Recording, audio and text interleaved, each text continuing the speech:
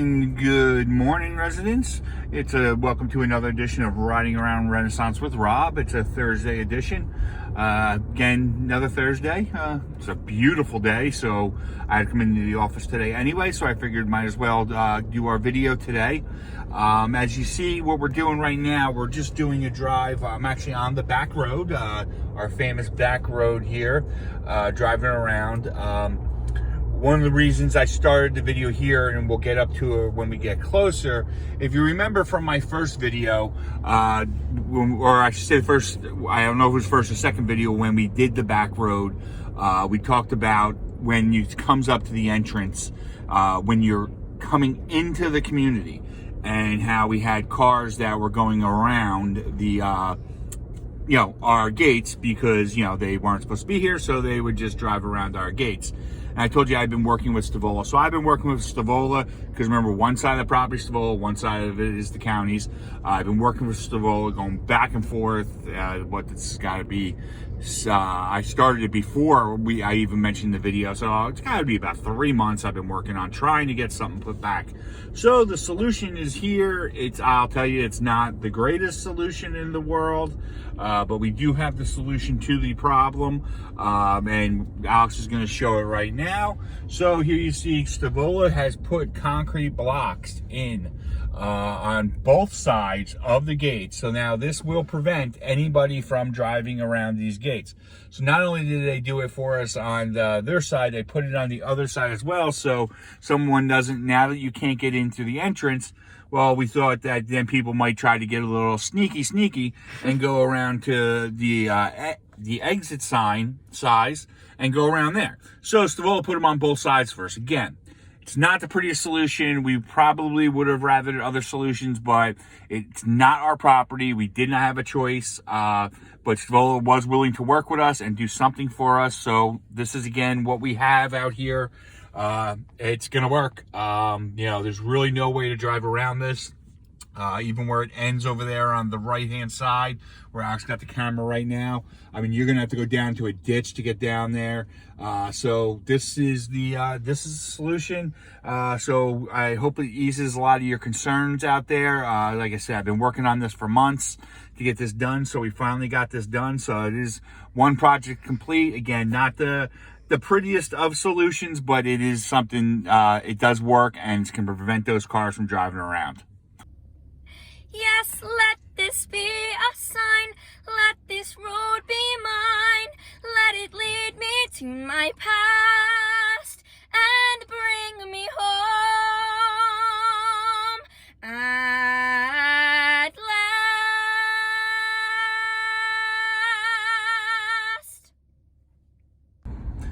All right, and we're back. So you see what we did there. We went right into our song. So you have to have the name of the song and what Broadway musical that song is from. You have to email that, Joanne. Please don't comment on the video.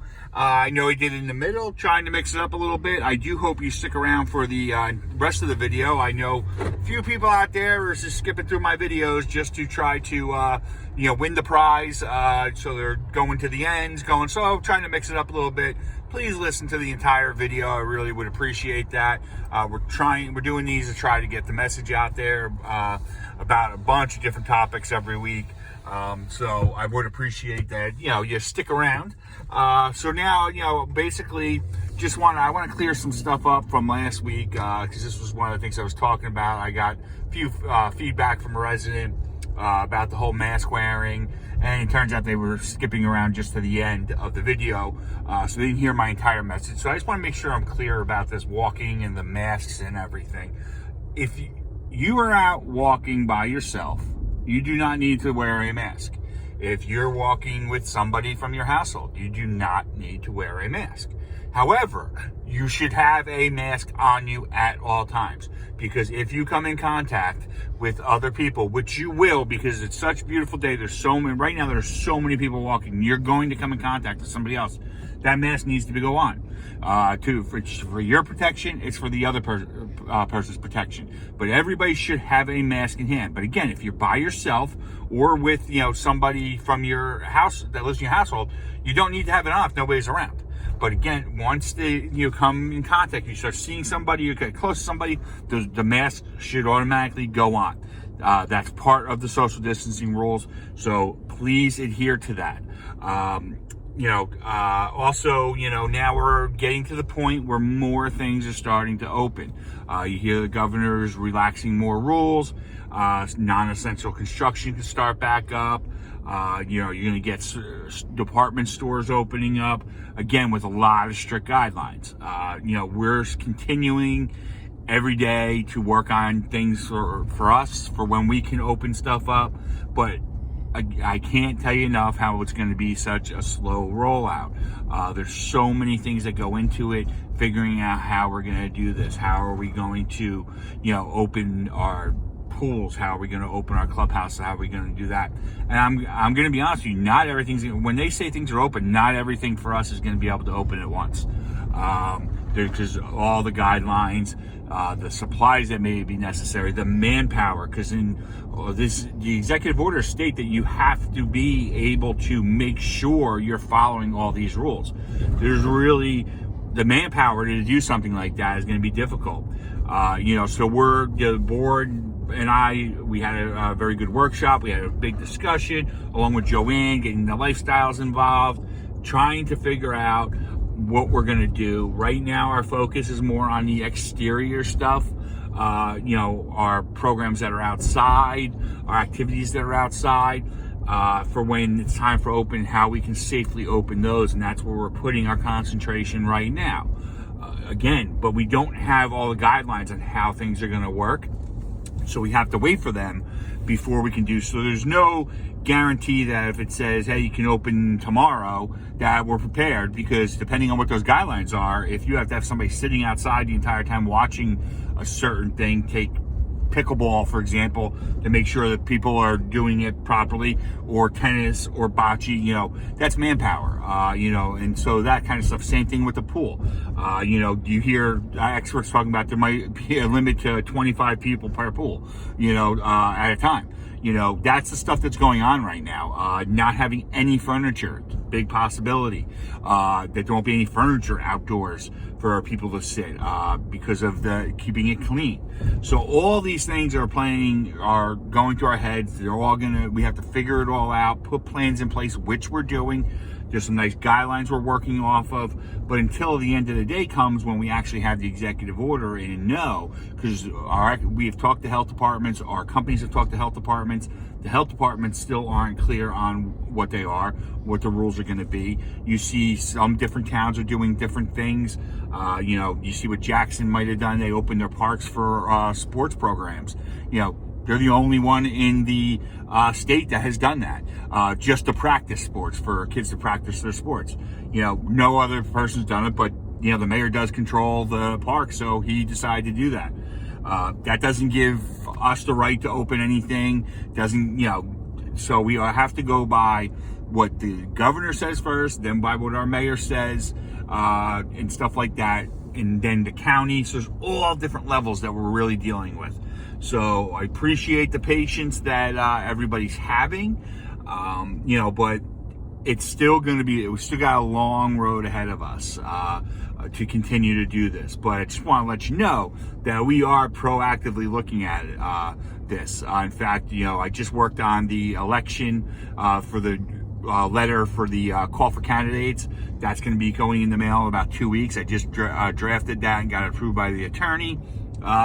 How voting is going to work for the election, it's an unknown right now. I have a couple different processes that I'm working on. The normal one that we are used to, a complete paper mail-in ballot for all the votes, and I'm also looking at online voting companies still. So there's a bunch of different options. Now, we don't have to make a final decision on that till about, I believe it's July is the date, because I just made my schedule, so I believe July was the drop deadline for that, of when I got to go to the board with a final recommendation, and they'll make a decision on how we're going to do it. But again, we'll be making the decision in July for something in September. But that's the timing by your governing documents that we have to follow. So it depends on where we are at that point based on how the decision is going to work, and we'll communicate all that with you through these videos, through our emails, all that kind of stuff. But you can see I'm already working on, I have 3 different procedures that I'm basically developing for your election to, make it run as smoothly as possible within the guidelines of everything we have going on right now. But I could not tell you which of the 3 we're going to go with, or if it's a combination of them. It's all different that we're going to be working on. So that's just one of the types of things that we're doing right now as we go through this. And we're just going to ask your cooperation with everything. I mean, as I've been doing, I get a lot of feedbacks, which is so nice of everybody to give us all this feedback on these videos, on all Joanne's emails. We truly appreciate it. All the feedback we've gotten on Fred for the great job that he's done.